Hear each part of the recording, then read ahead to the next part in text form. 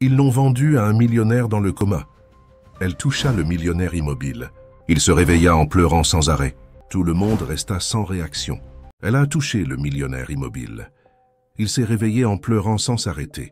Tout le monde est resté sans réaction. Que pensez-vous qu'il va se passer dans cette histoire? Commentez et n'oubliez pas de vous abonner à notre chaîne. Et dites-nous de quelle ville vous nous regardez. Je vous promets que ce sera la meilleure histoire que vous entendrez de votre vie. Si cette histoire vous a ému, en tant qu'auditeur premium, il y a des romans encore plus profonds, intenses et secrets. Ce sont des histoires que seuls les membres les plus intimes connaissent. Cliquez sur « Devenir membre » maintenant et écoutez les meilleures histoires exclusives à un prix abordable. Le ciel de Vieux-Bourg s'était réveillé couvert de nuages chargés en ce matin d'avril.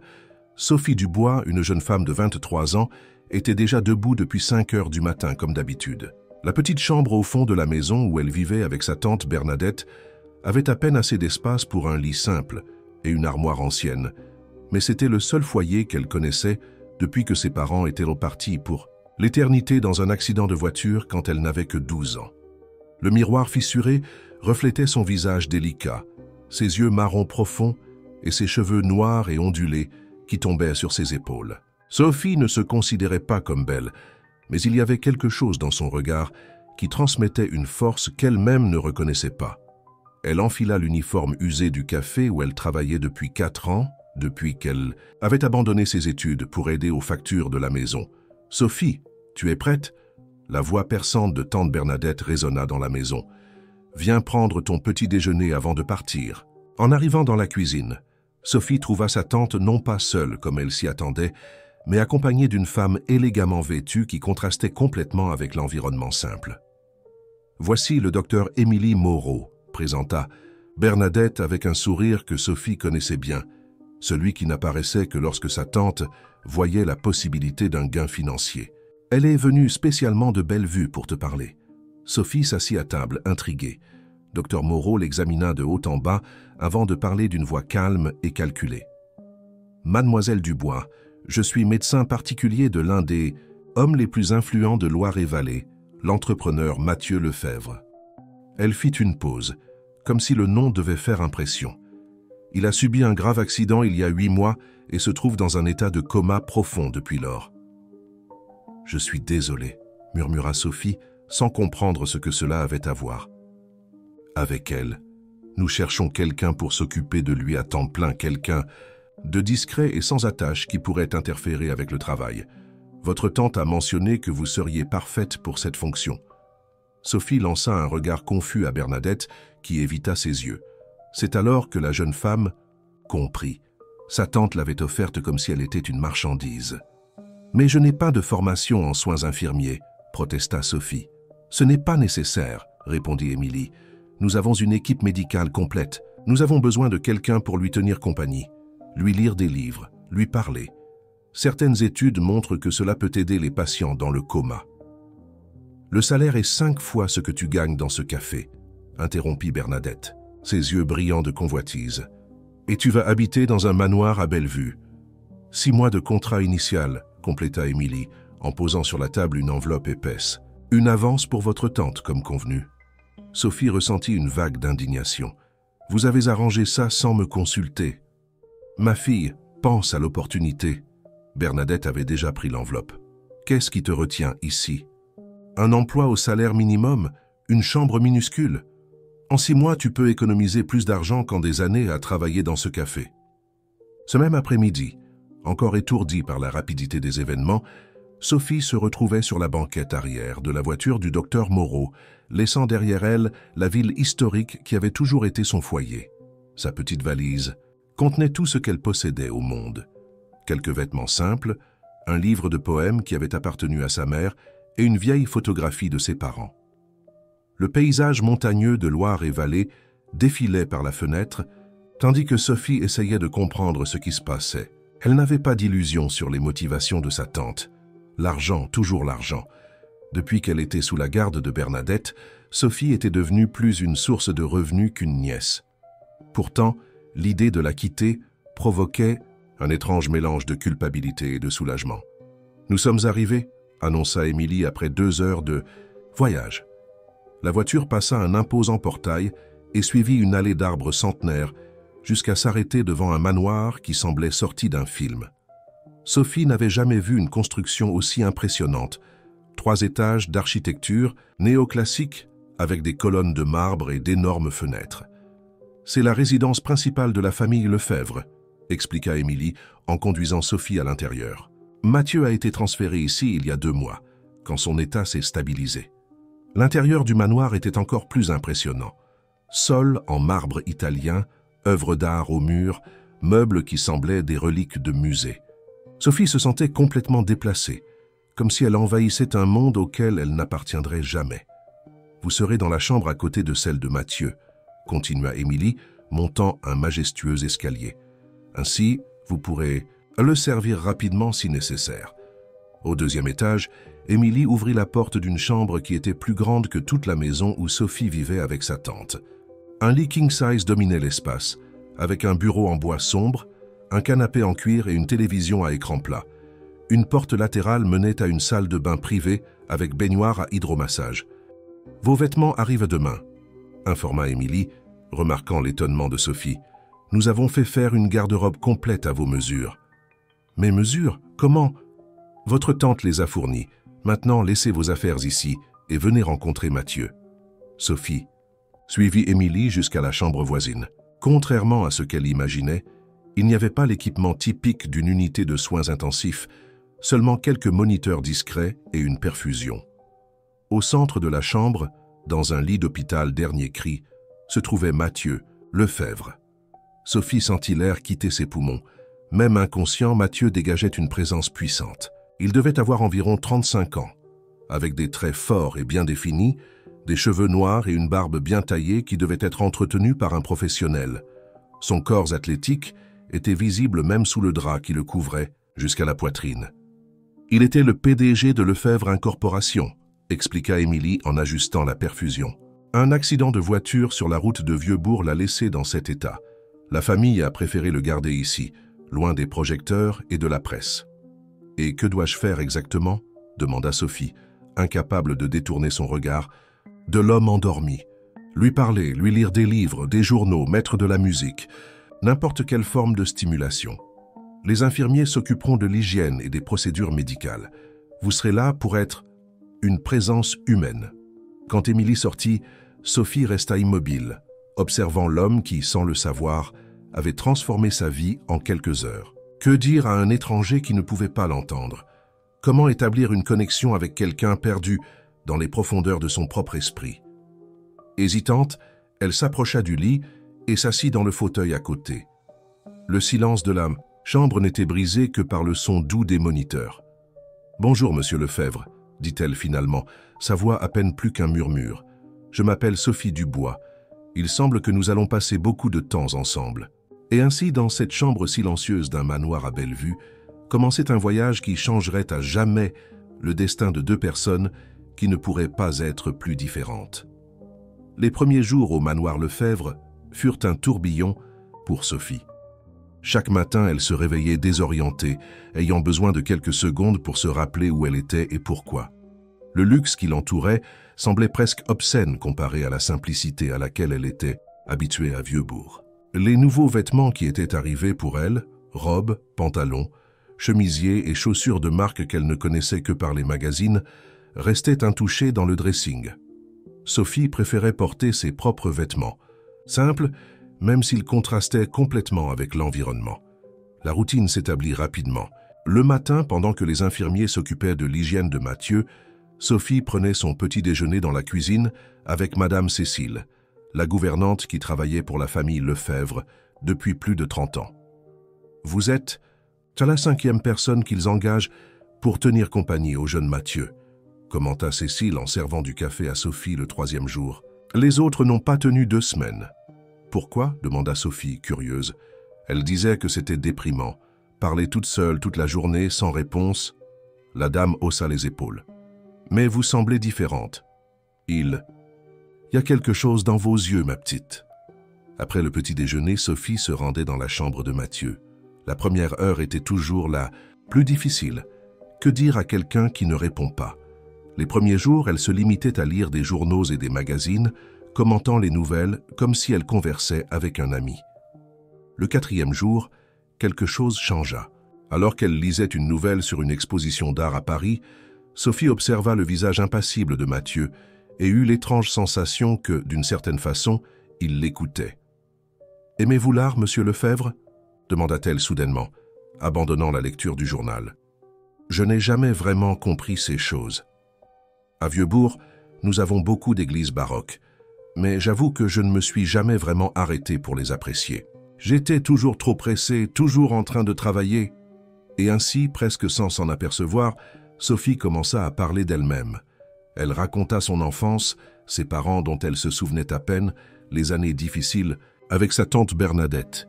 Elle parla de ses rêves interrompus d'études, de sa passion pour les livres, de son désir de voir un jour la mer. « C'est étrange, dit-elle à un moment donné.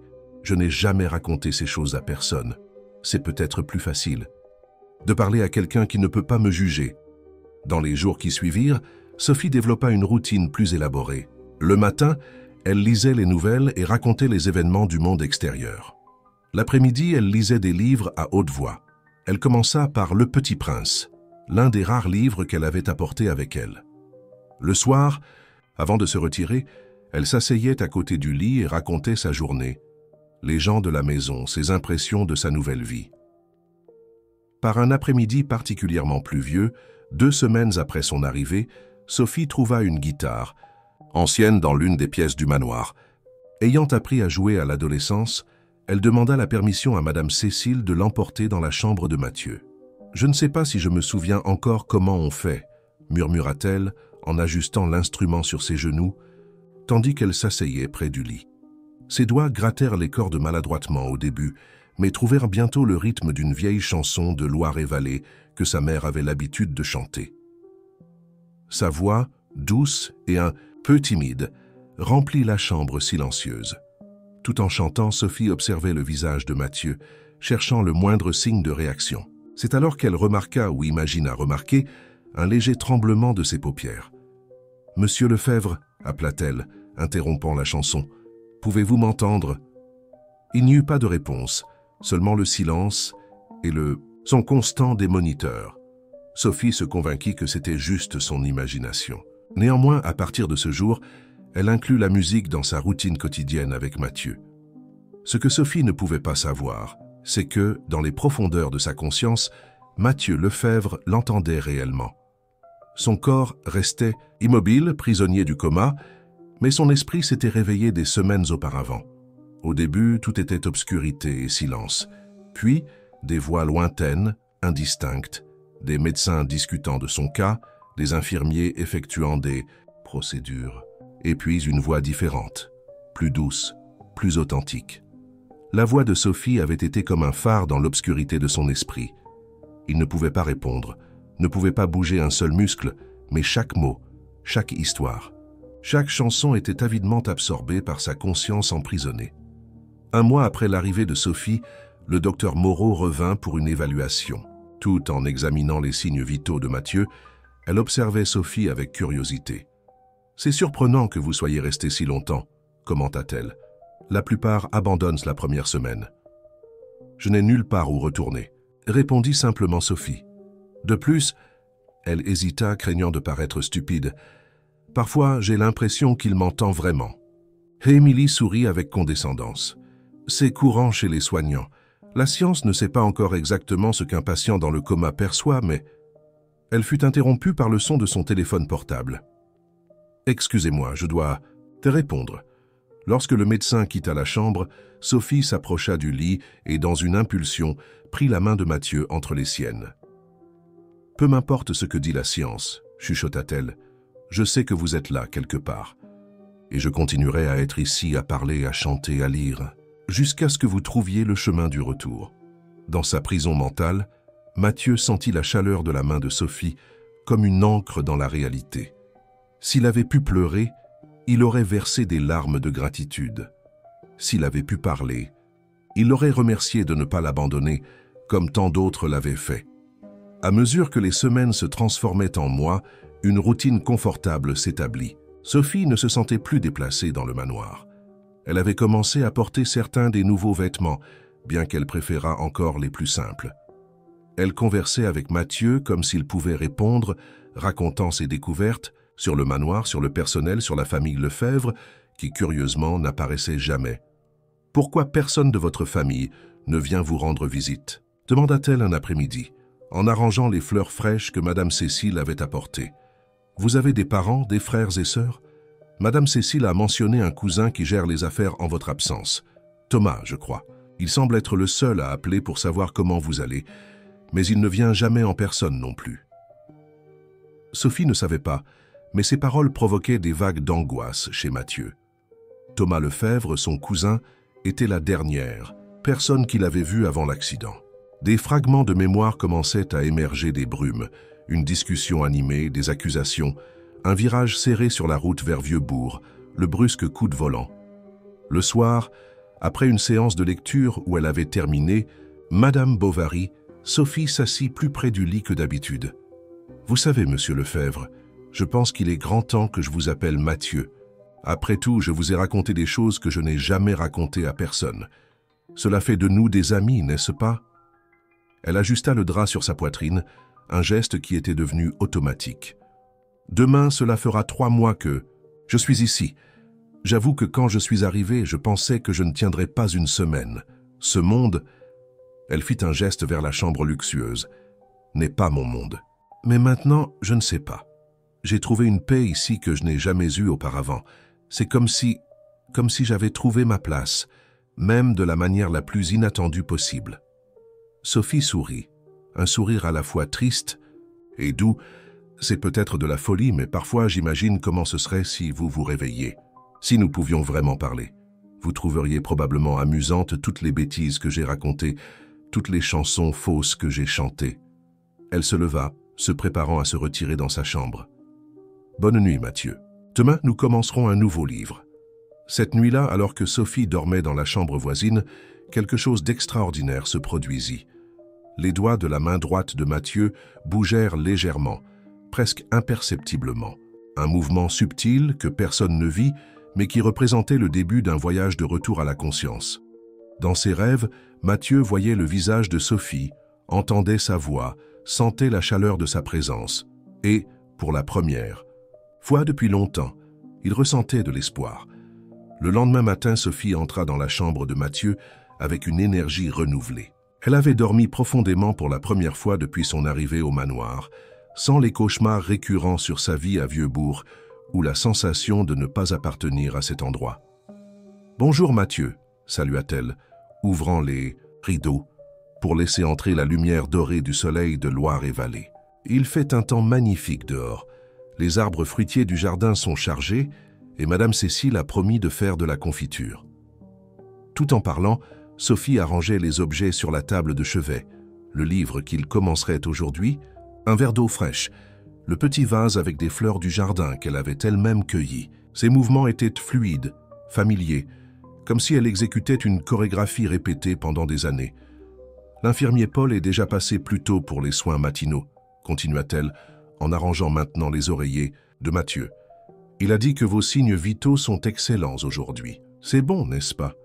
Peut-être êtes-vous plus proche de revenir. » C'est lorsqu'elle toucha le bras de Mathieu pour ajuster le drap que Sophie le sentit. Un mouvement subtil, presque imperceptible, mais définitivement réel. Ses doigts s'étaient légèrement contractés sous son toucher. « Mathieu » appela-t-elle, sa voix contenant à peine son excitation. « Vous m'avez entendu?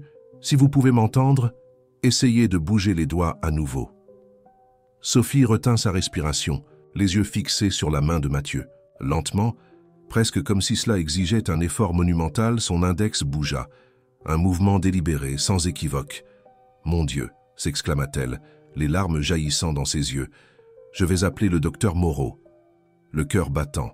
À la chamade, Sophie courut vers le téléphone à côté du lit et composa le numéro du médecin qui avait laissé des instructions pour être contacté immédiatement en cas de changement. En attendant l'arrivée du médecin, Sophie ne quitta pas le côté de Mathieu, tenant sa main, l'encourageant à essayer. « À nouveau. Vous revenez, » disait-elle entre des larmes de joie. « Je savais que vous y arriveriez. Je savais que vous m'entendiez tout ce temps. » Le docteur Moreau arriva en moins d'une heure, accompagné d'une équipe médicale. Après avoir demandé à Sophie d'attendre hors de la chambre, elle mena une série d'examens. Dans le couloir, marchant de long en large, Sophie était consumée par un mélange d'anxiété et d'espoir. Et si elle avait tout imaginé? Et si ce n'était qu'un réflexe involontaire? Mais non, elle était sûre de ce qu'elle avait vu. Mathieu commençait à se réveiller. Après ce qui sembla une éternité, la porte de la chambre s'ouvrit et le docteur Moreau sortit, son visage normalement impassible arborant maintenant un sourire discret. « Vous aviez raison », confirma-t-elle. Mathieu montre des signes clairs de conscience émergente. Les examens indiquent une activité cérébrale significativement accrue. Il sort du coma. « Puis-je le voir ?» demanda Sophie, contenant à peine son émotion. Émilie hésita. « Il n'est pas encore totalement conscient. Le processus de réveil d'un coma profond peut prendre des jours, parfois des semaines. Mais oui, votre présence semble avoir un effet positif. Vous pouvez entrer, mais essayez de ne pas le surcharger de stimuler. » Lorsque Sophie retourna dans la chambre, elle trouva Mathieu toujours immobile dans le lit, mais il y avait quelque chose de différent. Une tension presque imperceptible dans son corps, comme s'il luttait pour rompre les liens invisibles qui le retenaient dans l'inconscience. Dans les jours qui suivirent, de petits miracles se produisirent quotidiennement. D'abord, les mouvements des doigts devinrent plus fréquents et coordonnés. Puis, Mathieu commença à réagir à des commandes simples, serrer la main de Sophie quand elle le demandait, bouger les yeux sous les paupières encore fermées. Le sou. 7e jour après les premiers signes, alors que Sophie lisait un poème de Victor Hugo, cela arriva. Les paupières de Mathieu tremblèrent et lentement s'ouvrirent, révélant des yeux d'un marron profond, légèrement désorientés, mais conscients. « Mathieu !» appela Sophie, sa voix presque défaillante. Ses yeux se fixèrent sur elle, confus au début, puis avec une lueur de reconnaissance. Ses lèvres bougèrent, essayant de former des mots, mais seul un son rauque s'échappa de sa gorge depuis si longtemps silencieuse. « N'essayez pas de parler encore », instruisit Sophie, prenant un verre d'eau avec une paille. « Prenez d'abord un peu d'eau. » Avec des mouvements maladroits, Mathieu réussit à boire quelques gorgées. Puis ses yeux se fixèrent à nouveau sur Sophie, intense, interrogateur. « Je m'appelle Sophie Dubois », se présenta-t-elle, bien qu'elle se soit déjà présentée des centaines de fois au cours des derniers mois. « Je m'occupe de vous depuis...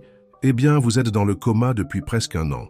Je suis ici depuis 4 mois. » Mathieu cligna lentement des yeux, comme s'il traitait l'information. Ses lèvres bougèrent à nouveau, et cette fois un murmure rauque s'échappa. « Votre... voix ?» Sophie sentit des larmes couler sur ses joues. « Vous m'entendiez tout ce temps ?» Un léger hochement de tête fut la réponse. « Je vais appeler les médecins, » dit-elle, se levant, mais elle fut arrêtée par la main de Mathieu qui saisit son poignet avec une force surprenante pour quelqu'un qui venait de sortir d'un coma. « Ne partez pas !» Les mots étaient presque inaudibles, mais le message était clair. « Je ne vais nulle part », assura Sophie, se rasseyant. « Je suis là. Je serai là quand vous reviendrez complètement. » Les semaines suivantes furent intenses en récupération. Dès que la nouvelle du réveil de Mathieu se répandit, le manoir, auparavant silencieux, se remplit d'activité. Médecins, kinésithérapeutes, orthophonistes. Une équipe complète de réadaptation fut engagée. Étonnamment, le rétablissement de Mathieu progressa avec une rapidité qui étonna les spécialistes. Sa force musculaire revenait jour après jour, sa parole devenait plus claire, et son esprit semblait aussi vif qu'avant l'accident. La seule constante dans tout ce processus était Sophie, qui restait à ses côtés, maintenant comme assistante, dans ses thérapies, l'encourageant quand la frustration menaçait de le dominer, célébrant chaque nouvelle conquête. Un mois après son réveil, Mathieu pouvait déjà s'asseoir dans un fauteuil roulant et passer quelques heures hors de sa chambre. C'est par un après-midi ensoleillé, alors que Sophie le poussait dans le jardin du manoir, qu'il posa enfin la question qu'elle redoutait. « Pourquoi êtes-vous ici, Sophie ? Pourquoi une jeune femme comme vous a accepté de passer des mois à s'occuper d'un étranger dans le coma ?» Sophie arrêta le fauteuil roulant sous l'ombre d'un pommier centenaire. Que pouvait-elle dire? Qu'elle avait été essentiellement vendue par sa tante, qu'initialement elle n'avait pas le choix. « J'avais besoin d'un emploi », répondit-elle finalement, optant pour une demi-vérité. « Le docteur Moreau m'a offert ce poste, et j'ai accepté. Mathieu étudia son visage pendant un long moment, ses yeux scrutateurs semblant voir bien au-delà de ses paroles. « Il y a plus que cela, dit-il finalement. Je vous ai entendu parler de votre tante, de la façon dont elle était impatiente que vous acceptiez ce travail. » Sophie sentit son visage brûler. Bien sûr qu'il avait entendu. Elle avait raconté pratiquement toute sa vie pendant les longs mois de monologues à côté de son lit. « Ma tante Bernadette m'a élevée depuis que mes parents sont décédés, » expliqua-t-elle, détournant le regard vers les fleurs du jardin. Elle n'a jamais été très affectueuse. Pour elle, j'ai toujours été plus un fardeau, une bouche à nourrir. Quand l'occasion s'est présentée de m'envoyer au loin et de recevoir de l'argent pour cela, elle n'a pas hésité. « Elle vous a vendu » conclut Mathieu, sa voix calme, mais avec une note d'indignation. Ce n'était pas exactement comme ça, tenta d'atténuer Sophie, mais Mathieu leva la main l'interrompant. « J'ai tout entendu, vous vous souvenez? Je vous ai entendu pleurer la nuit, pensant que je ne pouvais pas entendre. Je vous ai entendu admettre que vous vous sentiez comme une marchandise, échangée contre une enveloppe d'argent. » Sophie baissa la tête, honteuse. « Je suis désolé. Je n'aurais pas dû déverser mes problèmes sur vous. » « Au contraire, » dit Mathieu, tendant la main pour relever son menton, la forçant à regarder dans ses yeux. « C'est votre honnêteté, votre vulnérabilité qui m'a ramené. Votre voix a été mon ancre quand j'étais perdu dans l'obscurité. » Les yeux de Sophie se remplirent de larmes. « J'ai simplement fait ce que n'importe qui aurait fait. »« Non !» contesta Mathieu, un doux sourire illuminant son visage encore pâle. « Vous avez fait beaucoup plus. Vous m'avez donné votre compagnie, vos histoires, vos chansons. Vous m'avez donné des raisons de revenir. » À ce moment-là, sous l'ombre du pommier, avec le parfum des fleurs du jardin les entourant, quelque chose changea entre eux. Ce n'était plus la relation entre une soignante et son patient, mais quelque chose de plus profond, de plus significatif, une connexion forgée dans les circonstances les plus improbables, mais qui semblait maintenant plus réelle que toute autre chose dans leur vie. Avec le rétablissement accéléré de Mathieu, la dynamique au manoir Lefebvre se transforma complètement. Le silence qui dominait auparavant les couloirs céda la place à une énergie renouvelée. Mathieu, maintenant capable de marcher avec l'aide d'une canne, insistait pour explorer chaque coin de la propriété, toujours avec Sophie à ses côtés. « Cette maison semble différente maintenant », commenta-t-il un après-midi alors qu'il parcourait la bibliothèque au rez-de-chaussée. Une salle imposante avec des étagères du sol au plafond, remplie de volumes reliés en cuir. « Quand j'étais enfant, cet endroit m'effrayait. Maintenant, il semble accueillant, » suggéra Sophie, observant la lumière du soleil qui entrait par les hautes fenêtres, créant des motifs dorés sur le sol en bois. « Oui, accueillant, » acquiesça Mathieu, son regard se fixant sur Sophie un moment plus long que nécessaire. « Tout semble différent quand vous êtes à proximité. » Ces moments d'intimité devenaient de plus en plus fréquents entre eux. De petits contacts, des regards prolongés, des mots chargés de significations implicites.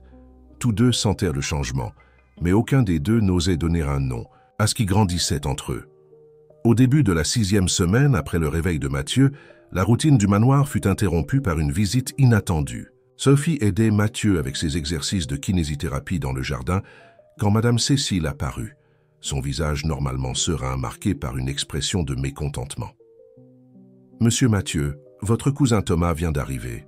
Il dit qu'il doit vous parler de toute urgence. » Mathieu devint visiblement tendu. Ses yeux, auparavant chaleureux, devinrent froids et distants. « Aidez-moi à aller au bureau, Sophie, » demanda-t-il, sa voix prenant un ton formel qu'elle entendait rarement. « Et ensuite, s'il vous plaît, laissez-nous seuls. » Sophie acquiesça, intriguée par le changement soudain dans le comportement de Mathieu. Tandis qu'elle l'aidait à marcher jusqu'au bureau, au rez-de-chaussée du manoir, elle remarqua que ses muscles étaient rigides, sa respiration accélérée. Quelque chose dans cette visite le perturbait profondément. Dans le couloir menant au bureau, ils rencontrèrent Thomas Lefebvre, un homme grand et mince, avec des cheveux impeccablement coiffés et un costume qui semblait coûter plus que Sophie ne gagnerait en un an. Son sourire n'atteignait pas ses yeux quand il vit Mathieu. « Cousin, quel miracle de te voir debout !» s'exclama Thomas, s'approchant pour une étreinte que Mathieu reçut avec un inconfort évident. « Et qui est cette adorable jeune femme ?»« Sophie Dubois », présenta Mathieu sèchement. Elle s'occupe de moi depuis avant mon réveil. » Les yeux de Thomas parcoururent Sophie de haut en bas, dans une évaluation qui la fit se sentir comme un objet étant apprécié. « Enchanté, » dit-il, prenant la main de Sophie et la portant à ses lèvres, dans un geste qui se voulait galant, mais qui la fit instinctivement se retirer. « Vous devez être très dévoué à mon cousin. »« Allons au bureau, Thomas, » coupa Mathieu, sa voix chargée d'une autorité que Sophie n'avait jamais entendue. « Sophie, s'il vous plaît, demandez à Madame Cécile de nous apporter du café. » Lorsque les deux hommes disparurent derrière la lourde porte du bureau, Sophie sentit une oppression dans sa poitrine. Quelque chose dans l'interaction entre les cousins la perturbait profondément. Elle se souvint des mots décousus que Mathieu avait murmurés pendant le coma, des fragments sur une discussion, une trahison, la route vers Vieux-Bourg. Au pont, lieu d'aller à la cuisine comme Mathieu l'avait demandé, Sophie resta dans le couloir, mue par une inquiétude qu'elle ne pouvait pas expliquer. Les voix dans le bureau s'élevèrent bientôt, lui permettant de capter des parties de la conversation. « Tu crois que je ne sais pas ce que tu as fait ?» La voix de Mathieu, généralement si contrôlée, vibrait de colère. Les documents ? « Thomas, j'ai tout. Chaque transfert frauduleux, chaque contrat falsifié. Tu étais dans le coma, Mathieu. » La voix de Thomas sonnait défensive, mais avec une note de panique. Quelqu'un devait prendre le contrôle. L'entreprise aurait fait faillite, et cela justifie de détourner des millions vers des comptes à l'étranger. Cela justifie de vendre des propriétés familiales à des prix dérisoires à tes amis. Cela justifie d'essayer de m'écarter définitivement. Un silence lourd suivit cette accusation. Sophie couvrit sa bouche de sa main, choquée par l'implication des paroles de Mathieu. Serait-il possible que son propre cousin... « Je ne sais pas de quoi tu parles, » répondit finalement Thomas, sa voix maintenant calculée et calme. « L'accident était exactement cela, un accident. Nous discutions, tu étais énervé, tu as perdu le contrôle de la voiture. Mensonge ?» La voix de Mathieu tonna. « J'ai les enregistrements du système de sécurité de la voiture, Thomas. Tu as saisi le volant. Tu nous as jetés contre la barrière de protection. Tu as essayé de me tuer. » Le bruit de quelque chose qui se brise, probablement un objet lancé, fit reculer Sophie. Son cœur battait à tout rompre, tandis que les pièces s'assemblaient. L'accident n'avait pas été un accident. Mathieu avait été victime d'une tentative d'homicide par son propre cousin. La porte du bureau s'ouvrit brusquement, et Thomas sortit, son visage auparavant élégant, maintenant tordu en un masque de fureur. « Ce n'est pas fini, Mathieu, » siffla-t-il, sans remarquer la présence de Sophie dans l'ombre du couloir. « Tu n'as aucune idée de ce que j'ai mis en mouvement. Bientôt, tu souhaiteras ne jamais être sorti de ce coma. » Dès que Thomas disparut, Sophie courut vers le bureau. Elle trouva Mathieu assis derrière l'imposant bureau en acajou, le visage pâle, les mains tremblant légèrement.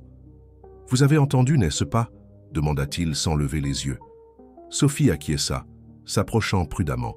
« Mathieu, il a vraiment essayé ?»« Oui, » confirma Mathieu, la regardant enfin. La douleur dans ses yeux était palpable. « Mon propre cousin, qui a grandi avec moi, que je considérais presque comme un frère, a essayé de me tuer pour de l'argent. Et il a presque réussi. » Sophie s'agenouilla à côté de sa chaise, prenant ses mains entre les siennes. « Que vas-tu faire ?»« Ce que j'aurais dû faire il y a longtemps. Prendre le contrôle total de l'entreprise et mettre Thomas là où il mérite d'être, en prison. » Il soupira profondément. « Mais je crains que ce ne soit pas si simple. Thomas a des alliés puissants à l'intérieur et à l'extérieur de l'entreprise. Et pendant mon coma, il a consolidé son pouvoir. Tu n'es pas seul dans cette lutte, » affirma Sophie avec une conviction qui les surprit tous les deux. « Je suis à tes côtés, quoi qu'il arrive. » Mathieu la regarda, ses yeux s'adoucissant. « Pourquoi, Sophie? Pourquoi te soucies-tu tant? Ton contrat s'est terminé il y a des semaines. Tu aurais pu partir, commencer une nouvelle vie avec l'argent que tu as gagné. Pourquoi rester ?» La question flotta entre eux, chargée de significations non dites. Sophie sentit son cœur s'accélérer. Comment expliquer quelque chose qu'elle-même ne comprenait pas complètement? Comment mettre en mots le lien qui s'était formé entre eux durant ces mois de conversation unilatérale, de soins, de présence constante? « Je suis restée parce que... » commença-t-elle, hésitante. « Parce que c'est ici que je veux être, à tes côtés. » Les yeux de Mathieu brillèrent d'une émotion qu'elle ne pouvait pas nommer. Lentement, comme s'il craignait de la briser, Il leva la main et toucha le visage de Sophie avec une tendresse infinie. « Quand j'étais perdu dans l'obscurité, dit-il, sa voix à peine plus qu'un murmure, ta voix était la seule lumière que je pouvais suivre. Tu m'as ramené, Sophie, pas seulement à la vie, mais à quelque chose que je n'ai jamais connu auparavant, la possibilité d'aimer et d'être aimé véritablement. » Les mots flottèrent entre eux comme une promesse. Sophie sentit des larmes se former dans ses yeux, tandis que Mathieu se penchait lentement, ses lèvres trouvant les siennes dans un baiser doux, presque révérencieux. Lorsqu'ils se séparèrent, tous deux savaient que quelque chose de fondamental avait changé. Ils n'étaient plus soignantes et patients, employés et patrons, mais deux cœurs qui s'étaient trouvés dans les circonstances les plus improbables. « Je dois te montrer quelque chose, » dit Mathieu, sa voix maintenant chargée de détermination. Avec effort, il se leva et marcha jusqu'à un tableau sur le mur. Un portrait à l'huile d'une femme élégante que Sophie présumait être sa mère. En retirant le tableau, il révéla un coffre-fort encastré dans le mur. Après avoir entré la combinaison, Mathieu sortit un dossier noir et un petit objet enveloppé de velours. « Voici les preuves contre Thomas », expliqua-t-il, montrant le dossier. Documents, transferts bancaires, l'enregistrement du système de sécurité de la voiture, tout ce dont j'ai besoin pour l'incriminer. Puis, il déballa l'objet en velours, révélant une petite boîte en bois sculptée. Quand il l'ouvrit, Sophie vit une délicate bague en saphir. « Cette bague appartenait à ma grand-mère, » dit Mathieu, sa voix étranglée par l'émotion. « Elle m'a fait promettre de ne la donner qu'à la femme que j'aimerais vraiment, à la femme qui serait ma lumière dans les moments les plus sombres. Cette femme, c'est toi, Sophie. » Avant qu'elle ne puisse comprendre ce qui se passait, Mathieu s'agenouilla devant elle, ignorant la douleur que le mouvement causait certainement à ses jambes encore en convalescence. « Je sais que cela semble fou, » continua-t-il. « Nous nous sommes rencontrés dans des circonstances inhabituelles. C'est le moins qu'on puisse dire. Mais je n'ai jamais été aussi sûr de quelque chose dans ma vie. Sophie Dubois, me ferais-tu l'honneur de partager ta vie avec moi ? De construire quelque chose de nouveau, quelque chose à nous, quelque chose qui transcende tout le passé. » Le temps sembla se figer, tandis que Sophie regardait Mathieu, agenouillé devant elle, la bague de saphir scintillant sous la lumière, qui entrait par les fenêtres du bureau. 1000 pensées traversèrent son esprit en l'espace de quelques secondes. C'était trop tôt. Ils se connaissaient à peine, ou plutôt, elle ne le connaissait que comme patient, et il la connaissait à travers le filtre de l'inconscience. Était-ce vraiment de l'amour ou simplement de la gratitude? Une confusion émotionnelle après une longue période d'isolement? « Mathieu, Sophie hésita, ses yeux fixés sur les siens. « C'est très soudain. Tu viens de te réveiller. Tu fais face à une crise avec ton cousin. Ta vie est en pleine transformation. » Mathieu tint sa main plus fermement, ses yeux ne quittant jamais les siens. « Je sais que cela semble précipité, et peut-être que ça l'est. Mais s'il y a une chose que j'ai apprise pendant ces mois d'obscurité, c'est que la vie est trop précieuse pour être gaspillée en hésitation. Je t'ai entendu, Sophie. J'ai entendu chaque mot, chaque histoire, chaque chanson. J'ai connu ton âme avant même de pouvoir répondre. » Sophie sentit des larmes chaudes couler sur ses joues. « Mais et si ce n'était que de la gratitude? Et si, quand tout se calmera, tu te rends compte que ce que tu ressens n'est pas de l'amour ?» Un doux sourire illumina le visage de Mathieu. « Ce que je ressens pour toi transcende la gratitude. C'est comme si, d'une façon impossible à expliquer, nos âmes se reconnaissaient.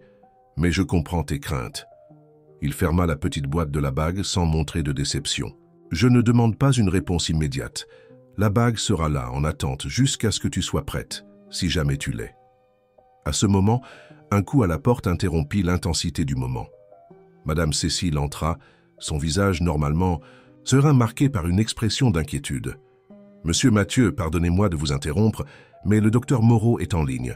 Elle dit que c'est urgent. » Mathieu se leva avec quelques difficultés, s'appuyant momentanément sur Sophie. « Je vais répondre au téléphone du bureau. Merci, Cécile. » Dès que la gouvernante sortit, Mathieu se dirigea vers le bureau et répondit, au téléphone en haut-parleur. « Émilie, je suis avec Sophie, vous pouvez parler. » La voix du médecin résonna tendue à travers l'appareil. « Mathieu, je crains que nous ayons des problèmes.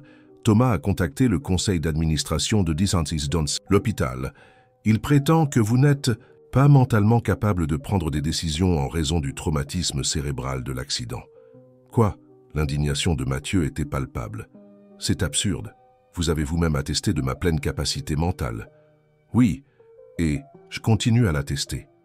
Mais il fait pression pour une évaluation indépendante avec un spécialiste choisi par lui. Et il y a plus... Le médecin fit une pause significative. Il remet en question la présence de Sophie au manoir, insinuant qu'elle vous manipule pour obtenir des avantages financiers. Sophie sentit comme si elle avait reçu une gifle. « C'est un mensonge », s'exclama-t-elle, incapable de se contenir. « Je n'ai jamais... » « Nous le savons, Sophie, » assura Émilie, « mais Thomas joue sale. Il a déjà commencé à répandre des rumeurs parmi les actionnaires de l'entreprise et certains membres de la haute société de Bellevue. » Mathieu frappa du poing sur le bureau, son visage tordu de colère. « Il ne réussira pas. J'ai les preuves contre lui, vous vous souvenez? S'il continue avec ça, j'irai directement à la police. » « Attention, Mathieu, » avertit Émilie, sa voix maintenant plus basse, comme si elle craignait d'être entendue. « Thomas a des connexions puissantes, et pendant que vous étiez dans le coma, il a tissé un réseau d'alliances considérable. Un mouvement précipité pourrait être dangereux. » Après avoir raccroché, Mathieu resta silencieux pendant de longs moments, son regard perdu dans le paysage visible à travers la fenêtre du bureau. Sophie l'observait, sentant la tension qui émanait de lui en vagues presque palpables. « Peut-être » commença-t-elle avec hésitation. « Peut-être devrais-je partir pour un temps. Je ne veux pas être la cause de plus de problèmes pour toi. » Mathieu se retourna brusquement, ses yeux étincelants. « C'est exactement ce que Thomas veut, nous séparer, m'isoler à nouveau. Je ne le permettrai pas. » Il s'approcha, prenant les mains de Sophie entre les siennes. « Te souviens-tu de l'histoire que tu m'as racontée, sur la petite fille qui voulait voir la mère, mais qui n'a jamais eu le courage de quitter sa ville? Tu as dit que parfois nous devons affronter nos tempêtes au lieu de les fuir. » Sophie sourit, émue qu'il se souvienne de chaque détail des histoires qu'elle avait racontées pendant le coma. « Oui, mais cette tempête est la tienne, pas la mienne. »« Plus maintenant, » répondit-il avec fermeté. « Au moment où tu es entré dans cette chambre pour la première fois, nos vies se sont entrelacées d'une manière que ni Thomas ni personne ne peut séparer. Nous allons affronter cela ensemble. » Dans les jours qui suivirent, la pression de Desmond Thomas s'intensifia. Des articles subtilement diffamatoires commencèrent à apparaître dans les colonnes sociales, insinuant que Mathieu était manipulé par une soignante opportuniste. Des membres du conseil d'administration de Lefebvre. Incorporations commencèrent à appeler, exprimant leurs préoccupations quant à l'état mental de Mathieu et à sa capacité à reprendre le contrôle de l'entreprise. Au milieu de ce tourbillon, Mathieu et Sophie trouvèrent refuge l'un dans l'autre. Les soirées sur la terrasse du manoir, observant les étoiles tout en parlant de tout et de rien, devinrent un rituel sacré pour tous les deux. Lentement, Sophie s'ouvrait davantage, partageant non seulement des histoires de son enfance à Vieux-Bourg, mais aussi ses peurs, ses rêves, ses désirs les plus profonds. « J'ai toujours voulu étudier la littérature », confessa-t-elle lors d'une de ces nuits, appuyée contre l'épaule de Mathieu, tandis qu'ils observaient la pleine lune. Au-dessus du jardin. Quand j'étais enfant, je m'imaginais comme professeur, partageant mon amour des livres avec des jeunes qui, comme moi, trouvaient dans les mots une échappatoire à la réalité. Mathieu l'embrassa sur le sommet de la tête avec tendresse. « Il n'est jamais trop tard pour réaliser ce rêve. »« Peut-être, » répondit-elle, son regard perdu dans les étoiles, « mais maintenant, nous avons d'autres batailles à mener. » Le lendemain matin, une visite inattendue apporta une nouvelle tension au manoir. Marc Dupont, avocat de longue date de la famille Lefebvre, arriva sans prévenir, son visage grave annonçant des problèmes avant même qu'il ne puisse parler. Thomas a convoqué une réunion extraordinaire du conseil pour la semaine prochaine. Informa-t-il alors qu'il se réunissait avec Mathieu et Sophie dans la bibliothèque. L'objectif est de voter votre retrait permanent de la présidence de l'entreprise, alléguant une incapacité mentale due au traumatisme de l'accident. Mathieu reçut la nouvelle avec un calme surprenant. « Je m'y attendais. Il devient désespéré. » Il y a plus, continua l'avocat, lançant un regard hésitant vers Sophie. Il tente d'annuler votre testament, celui que vous avez fait avant l'accident, nommant des institutions caritatives comme bénéficiaires au cas où quelque chose vous arriverait. Il prétend que vous avez l'intention de modifier le document pour avantager mademoiselle Dubois. Sophie sentit le sang quitter son visage. C'est absurde, je ne savais même pas que ce testament existait. Et je n'ai pas l'intention de le modifier, ajouta Mathieu, sa voix chargée d'indignation. Ça a toujours été mon souhait, que ma fortune, en cas de mon absence, bénéficie à ceux qui en ont vraiment besoin. Marc acquiesça, ajustant ses lunettes. Je m'imaginais que vous diriez cela. C'est pourquoi j'ai apporté une idée qui pourrait neutraliser les accusations de Thomas. L'avocat sortit de sa serviette un document et le posa sur la table. C'est un contrat prénuptial, le plus restrictif possible. Il stipule que mademoiselle Dubois n'aura droit à aucun bien acquis avant le mariage, ni aux actions de l'entreprise, ni aux propriétés de la famille Lefebvre. En cas de divorce, elle ne partirait qu'avec ce qu'elle a accumulé pendant le mariage. Sophie regarda le document avec étonnement. « Mariage? Mais nous ne... » « En fait, interrompit Mathieu, un sourire énigmatique aux lèvres, j'ai demandé Sophie en mariage hier. Elle ne m'a pas encore donné de réponse.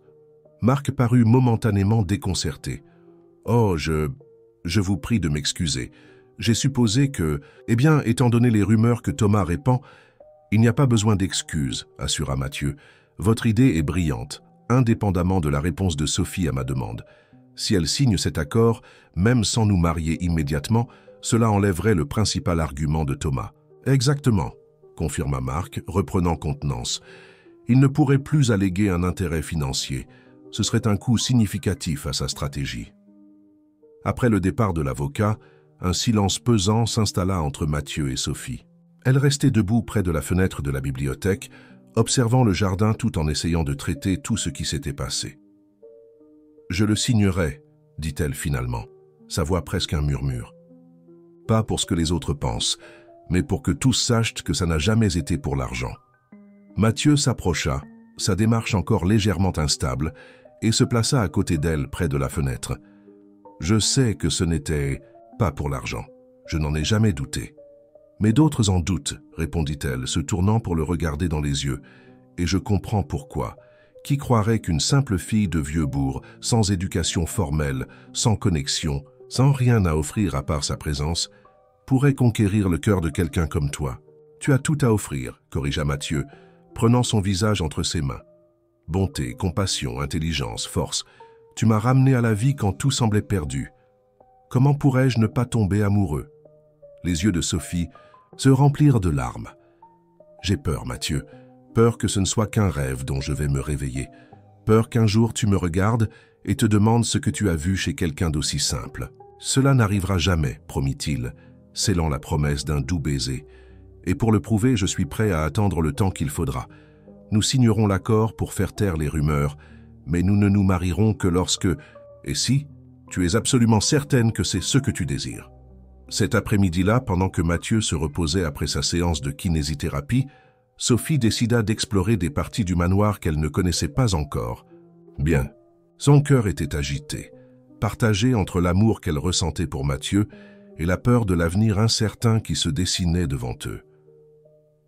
Ce fut dans le grenier, parmi des boîtes poussiéreuses de souvenirs familiaux, qu'elle trouva quelque chose d'inattendu, un vieux album de photographies avec des images de Mathieu enfant aux côtés d'un garçon qu'elle reconnut comme étant Thomas. Sur l'une des photos, les deux garçons souriaient, enlacés, sans aucun signe de l'animosité qui définissait maintenant leur relation.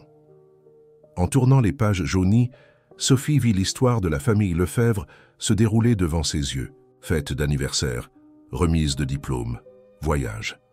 Sur plusieurs images, elle remarqua une femme élégante qui partageait des traits avec Mathieu, probablement sa mère. Ce qui attira son attention, cependant, fut un objet que la femme portait sur presque toutes les photos, une délicate broche en forme de libellule. Poursuivant son exploration, Sophie trouva une boîte marquée du nom Hélène Lefebvre. À l'intérieur, parmi des lettres et de petits objets personnels, se trouvait la broche en forme de libellule, avec un journal relié en cuir rouge. Sophie regarda le journal dans ses mains, sentant le poids de la responsabilité. Envahir l'intimité de quelqu'un, même si cette personne n'était plus présente, semblait incorrect. D'un autre côté, quelque chose lui disait que cet objet pourrait contenir des réponses importantes, peut-être même crucial pour Mathieu dans sa lutte contre Thomas. Après quelques moments d'hésitation, elle décida d'apporter le journal et la broche à Mathieu. Il devrait décider s'il voulait ou non explorer les souvenirs de sa mère. Descendant prudemment les escaliers du grenier, Sophie trouva le manoir étrangement silencieux. Normalement, à cette heure, le personnel serait en circulation, préparant le dîner, organisant les appartements. Un frisson parcourut son échine, tandis qu'elle marchait dans le couloir désert en direction de la chambre de Mathieu. « Mathieu » appela-t-elle en entrant, trouvant la chambre vide. Le lit était défait, indiquant qu'il s'était levé de sa sieste, mais il n'y avait aucun signe de lui. Un bruit venant de l'étage inférieur attira son attention. Descendant rapidement les escaliers, Sophie se dirigea vers le bureau d'où des voix altérées résonnaient. Elle s'approcha prudemment de la porte entr'ouverte et ce qu'elle vit glaça son sang. Mathieu était debout derrière le bureau, sa posture rigide, le visage pâle de fureur. Devant lui, Thomas souriait avec une confiance arrogante, tandis que deux hommes en costume, évidemment des gardes du corps, se tenaient près de la porte. « Tu n'as pas le droit d'envahir ma maison », disait Mathieu, sa voix contenue mais chargée de colère. « Techniquement, » répondit Thomas, examinant ses ongles avec affectation, « cette maison appartient à Lefebvre Incorporation, pas à toi personnellement. Et en tant que PDG intérimaire de l'entreprise, j'ai tout à fait le droit d'être ici. » « PDG intérimaire pour quelques jours seulement, » rétorqua Mathieu. « Dès que le conseil verra les preuves que j'ai contre toi, ta carrière sera terminée. Et pas seulement ta carrière, tu iras en prison, Thomas. » Le sourire de Thomas vacilla juste un instant avant de revenir, encore plus froid. « Quelle preuve sereine, cousin? Tu fais référence aux documents que tu gardais dans le coffre-fort? Derrière le portrait de tante Hélène ?»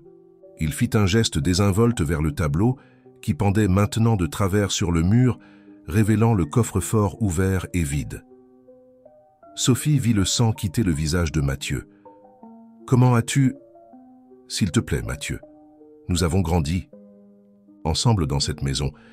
Tu crois que je ne connaissais pas toutes tes cachettes? Pendant que tu jouais au docteur avec ta petite infirmière, je m'occupais des détails. » C'est alors que Sophie remarqua le dossier noir, le même qui contenait les preuves contre Thomas, dans les mains de l'un des gardes du corps. Son cœur s'accéléra. Sans les preuves, Mathieu n'aurait aucun moyen de se défendre contre les accusations de son cousin, ni de l'incriminer pour la tentative d'homicide.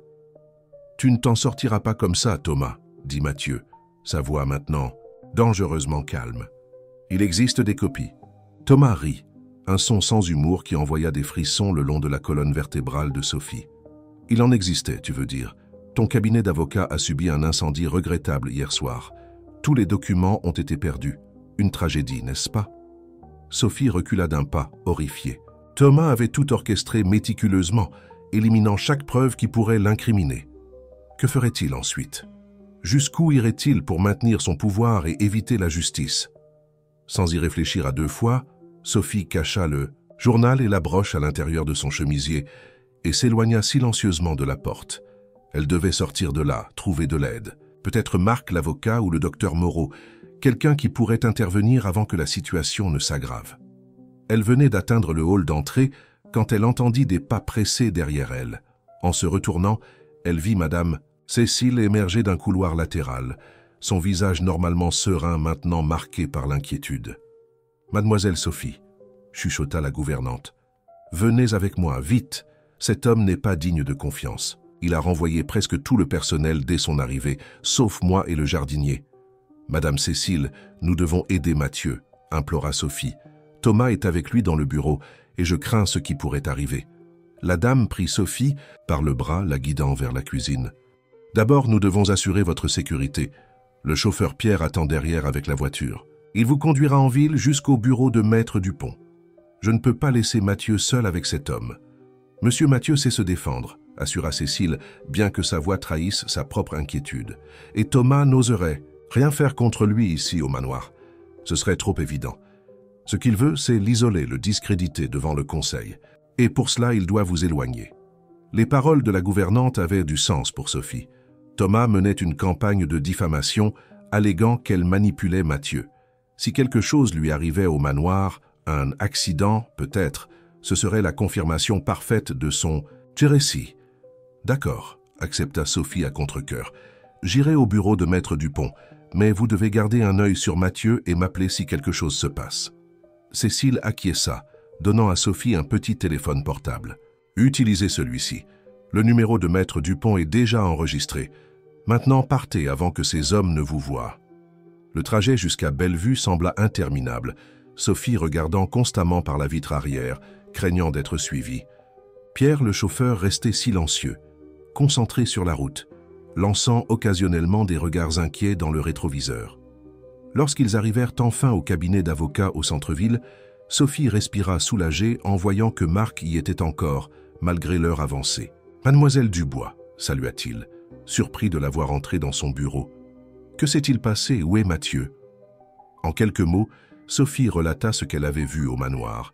L'invasion de Thomas, le vol des preuves, les menaces voilées. « C'est plus grave que nous ne le pensions », commenta Marc, passant la main dans ses cheveux gris en signe d'inquiétude. « Thomas joue un jeu dangereux, très dangereux. »« Que pouvons-nous faire ?» demanda Sophie, désespérée. « Sans les preuves, comment Mathieu peut-il se défendre contre les accusations ou incriminer Thomas pour la tentative d'homicide ?» Marc fronça les sourcils, pensif. « Peut-être, » commença-t-il, hésitant. « Peut-être y a-t-il encore une chance. Mathieu a mentionné une fois que sa mère, Madame Hélène, tenait un journal où elle enregistrait tout, y compris les questions liées aux affaires de la famille. » Le cœur de Sophie s'accéléra. Instinctivement, elle porta la main à sa poitrine où le journal était caché. « Un journal comme celui-ci » demanda-t-elle, sortant l'objet de sa cachette. Les yeux de l'avocat s'écarquillèrent. « Où avez-vous trouvé cela ?»« Dans le grenier du manoir, avec d'autres choses qui ont appartenu à la mère de Mathieu. » Elle posa le journal sur la table, à côté de la broche en forme de libellule. « Je ne l'ai pas lu. Cela ne me semblait pas correct. » Marc prit le journal avec révérence. Hélène Lefebvre était une femme extraordinaire, intelligente, perspicace et complètement dévouée à sa famille et aux affaires. Elle a construit l'empire Lefebvre aux côtés de son mari, puis seule quand il est tombé malade. Il regarda Sophie avec un nouveau respect. « Vous avez bien fait d'apporter ceci. Il peut contenir exactement ce dont nous avons besoin. » Dans les heures qui suivirent, Marc et Sophie se penchèrent sur le journal, tournant soigneusement les pages jaunies couvertes par la calligraphie élégante d'Hélène Lefebvre. Au début, ce n'étaient que des enregistrements quotidiens, préoccupations concernant les enfants, notes sur des événements sociaux, réflexions personnelles. Mais à mesure qu'ils avançaient, ils commencèrent à trouver des entrées plus substantielles. « Regardez ceci », pointa Marc, sa voix tendue d'excitation. « Octobre 2010. T à nouveau fait pression pour une participation plus importante dans les affaires minières. J'ai refusé. Quelque chose dans ses yeux m'inquiète. La même ambition démesurée que mon beau-frère. Je dois avertir R d'être prudent. T doit être Thomas, observa Sophie, et R, Mathieu. » Ils poursuivirent la lecture, trouvant de plus en plus d'entrées qui documentaient la préoccupation croissante d'Hélène face aux ambitions de Thomas et à son influence potentiellement négative sur les affaires de la famille. Décembre 2010, lut Marc. J'ai découvert aujourd'hui quelque chose de troublant. T a secrètement rencontré des représentants de Victor Or, les mêmes qui ont tenté une acquisition hostile de notre entreprise l'année dernière. Je l'ai confronté et sa réaction a été perturbante. Pour la première fois, j'ai ressenti une peur réelle de mon neveu. Je prendrai des mesures demain. C'était la dernière entrée, remarqua Sophie, tournant la page blanche qui suivait. Que s'est-il passé? Marc se renversa dans son fauteuil, le visage sombre. Hélène a subi un accident de voiture le lendemain de cette entrée. Elle n'a pas survécu. Il prit le journal, l'examinant de plus près. Mais c'était il y a 15 ans. Pourquoi Thomas agirait-il maintenant? Sophie sentit une compréhension soudaine illuminer son esprit. Parce que l'histoire se répète. Il a essayé avec Hélène et elle l'a arrêté. Maintenant, il essayait à nouveau avec Mathieu. Victor Or, murmura Marc, comme s'il se parlait à lui-même. Ils essaient d'acquérir Lefebvre Incorporation depuis des années. Si Thomas collabore secrètement avec eux, ce serait une trahison, compléta Sophie. Pas seulement envers Mathieu, mais envers toute la famille Lefebvre. Marc prit le téléphone, son expression déterminée. Je vais passer quelques appels. Nous avons besoin de plus d'informations sur les affaires récentes de Victor Or et tout lien avec Thomas. Pendant que l'avocat parlait, Au téléphone, Sophie examina la broche en forme de libellule de plus près. C'était une pièce délicate, évidemment coûteuse, avec de petites pierres qui semblaient être des émeraudes formant les yeux de l'insecte. En la tournant dans ses mains, elle remarqua quelque chose d'étrange. Le dos semblait légèrement plus épais que nécessaire. En appuyant légèrement sur les côtés, comme elle l'avait vu dans des films d'espionnage, Sophie fut surprise quand un petit compartiment s'ouvrit, révélant une minuscule carte mémoire. « Maître Dupont », appela-t-elle, interrompant l'appel de l'avocat. « Je crois que j'ai trouvé quelque chose. » Le bureau de Marc se transforma en un centre d'opération improvisé. L'avocat connecta immédiatement la carte mémoire à son ordinateur, révélant une collection méticuleusement organisée de fichiers. Contrats, emails, enregistrements, audio, tous soigneusement datés et étiquetés avec la même précision qu'Hélène démontrait dans son journal. « Incroyable », murmura Marc en parcourant les fichiers. Hélène a tout documenté. Elle savait qu'elle était en danger et a assuré que les preuves lui survivraient. « Mais pourquoi les cacher dans une broche ?» questionna Sophie. « Parce qu'elle était brillante », répondit Marc avec admiration. « Qui chercherait des preuves incriminantes dans un bijou personnel? Elle avait probablement l'intention de le remettre à Mathieu, mais n'en a jamais eu l'occasion. » Les fichiers révélaient un schéma inquiétant. Au fil des années, Thomas avait secrètement collaboré avec Victor Or, fournissant des informations internes de Lefebvre Incorporation, sabotant des affaires potentiellement lucratives et affaiblissant progressivement l'entreprise pour faciliter une acquisition hostile. « Cela explique beaucoup », commenta Marc accédant à des emails plus récents. « Ces dernières années, surtout après l'accident de Mathieu, l'entreprise a commencé à perdre de la valeur sur le marché. Des projets ont mystérieusement échoué, des contrats importants ont été perdus. Tout faisait partie du plan de Thomas. »« Et l'accident de Mathieu ?» demanda Sophie, son cœur serré en pensant à ce qu'il avait traversé. Marc ouvrit un dossier marqué « Enregistrement » et sélectionna le fichier le plus récent. La voix de Thomas remplit le bureau, parlant au téléphone avec quelqu'un de Victor Or. « Mathieu a découvert quelque chose. Je ne sais pas combien, mais assez pour poser des questions. Nous conduisons à Vieux-Bourg demain pour visiter un terrain. Ce sera réglé. Après cela, avec lui hors jeu et moi comme seul héritier direct, l'acquisition peut se poursuivre comme prévu. » Sophie couvrit sa bouche de sa main, horrifiée. Il l'a admis. Il a vraiment prévu de tuer Mathieu. « Et nous avons tout enregistré », confirma Marc, sa voix chargée de détermination.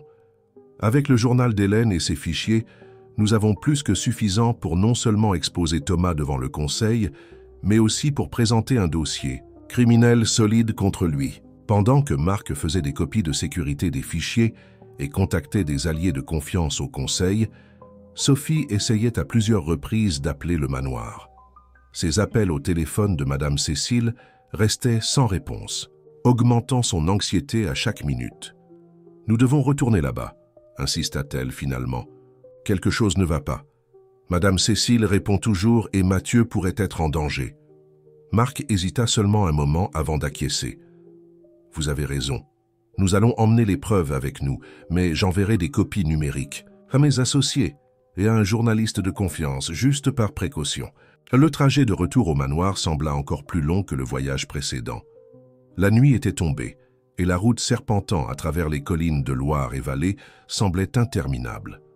Lorsqu'ils atteignirent enfin les portails de la propriété, ils les trouvèrent ouverts, un mauvais signe, puisqu'ils restaient normalement verrouillés après la tombée de la nuit. « Restez dans la voiture », instruisit Marc, tandis qu'il se garait à une certaine distance de la maison. « Je vais vérifier d'abord. » « Pas question, » rétorqua Sophie, ouvrant déjà sa portière. « Mathieu a besoin de nous. Nous y allons ensemble. » Le manoir était partiellement dans l'obscurité, avec seulement quelques lumières allumées au rez-de-chaussée. S'approchant prudemment, Sophie et Marc entendirent des voix provenant du bureau, la même pièce où elle avait été témoin de la confrontation entre Mathieu et Thomas des heures auparavant. À travers la porte entr'ouverte, ils virent Mathieu, assis dans son fauteuil apparemment calme, tandis que Thomas marchait de long en large, gesticulant furieusement. « Tu bluffes, » disait Thomas, sa voix tendue. « Toutes les preuves ont été détruites. Le bureau de Marc, le coffre-fort, tout. Il ne reste rien. »« Tu crois vraiment que ma mère aurait été si négligente ?» répondit Mathieu, un léger sourire aux lèvres. Hélène Lefebvre ne mettait jamais tous ses œufs dans le même panier comme elle avait l'habitude de dire. Le visage de Thomas pâlit.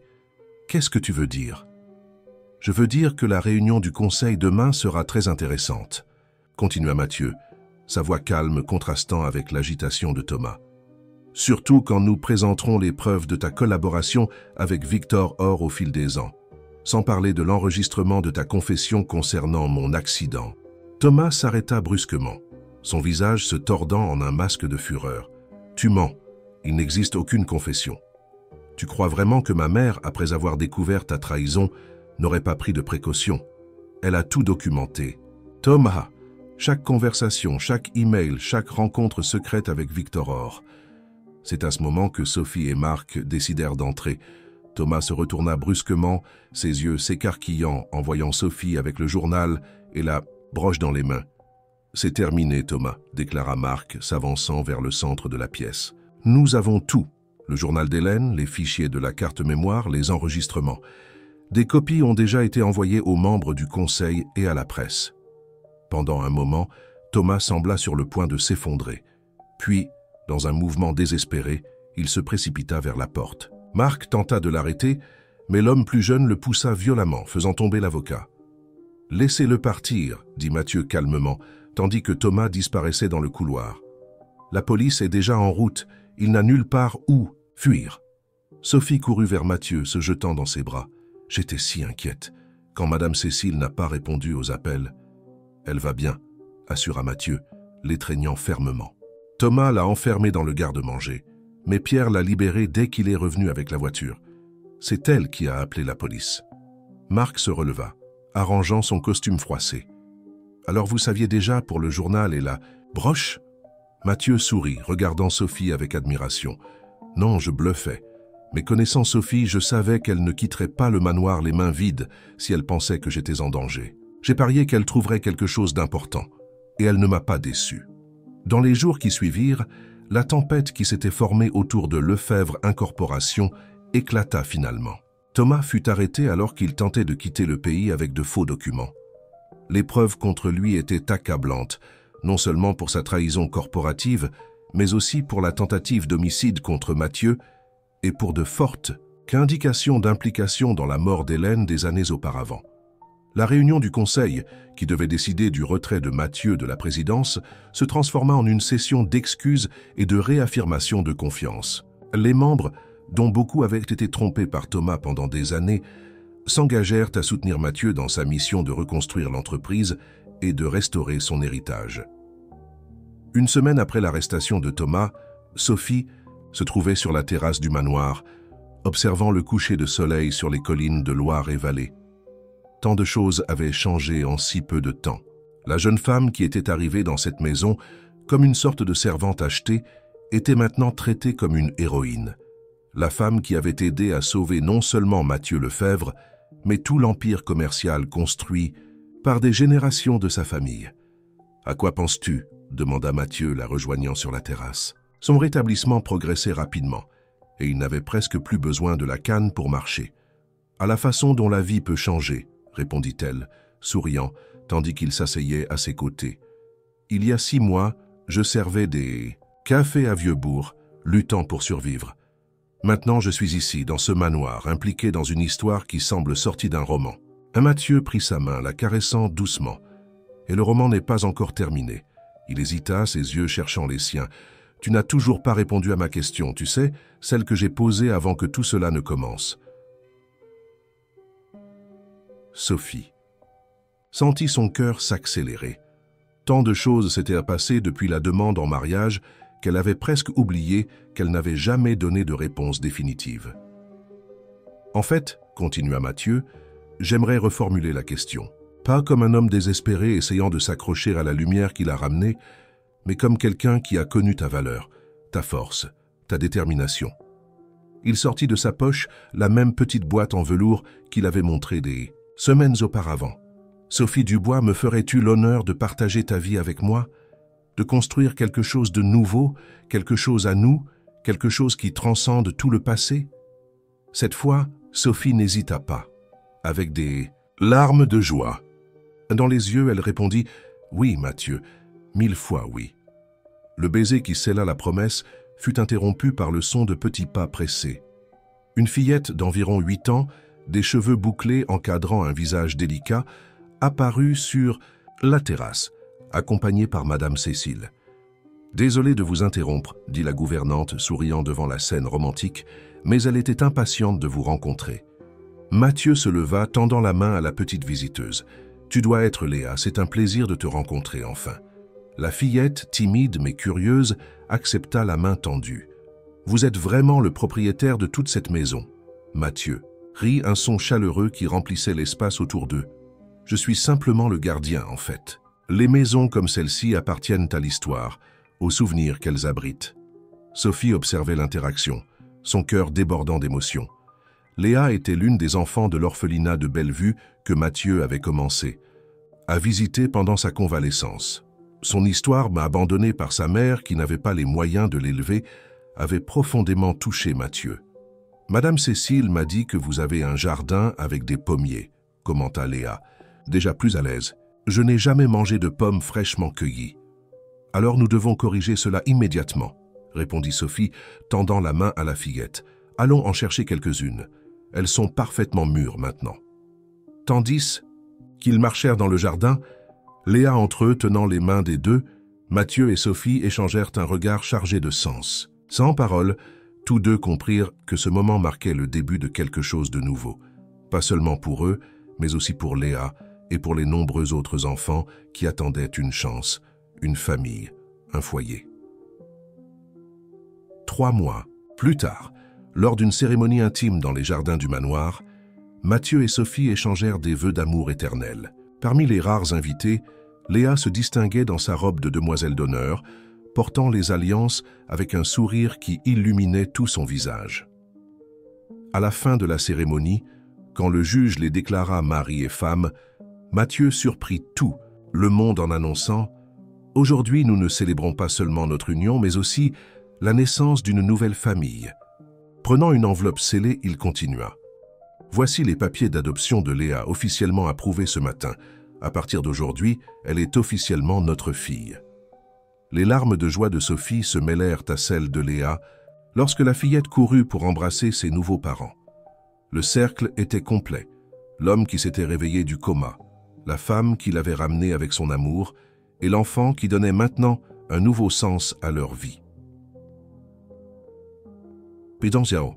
Les années qui suivirent, le manoir Lefebvre, autrefois un lieu de silence et de secret, se remplit de rires et de voix. Mathieu et Sophie transformèrent une partie de la propriété en un centre éducatif pour enfants défavorisés, inspiré par le parcours de Sophie et par le rêve qu'elle n'avait jamais abandonné, de partager son amour des livres et de la connaissance.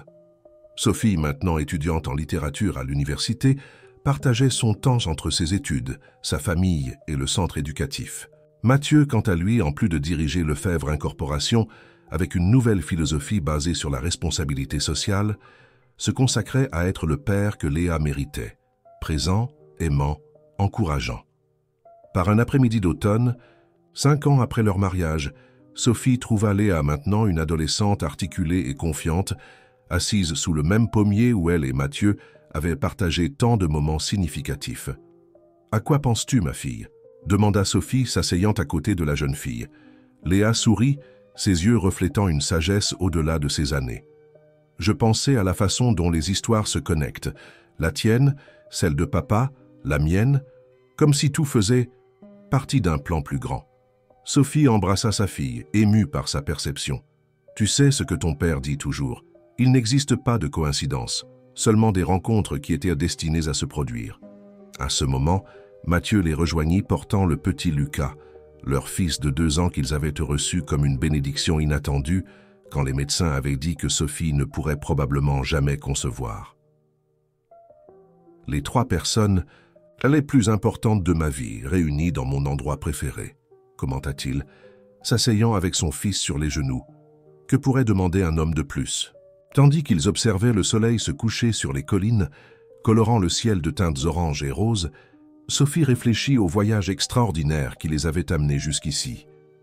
De la pauvreté à Vieux-Bourg, au manoir à Bellevue, du désespoir à l'espérance, de la solitude à la famille. Un chemin qu'aucun, Deux n'auraient pu prévoir mais qui, d'une façon mystérieuse, avait toujours été écrit dans les étoiles. La broche en forme de libellule, maintenant un symbole de la famille, reposait sous une cloche de verre dans la bibliothèque, avec le journal d'Hélène, des souvenirs du passé qui avaient façonné leur présent et assuré leur avenir. Et sur les pages blanches qui s'étendèrent devant eux, Sophie, Mathieu, Léa et Lucas continueraient à écrire leur histoire. Une histoire d'amour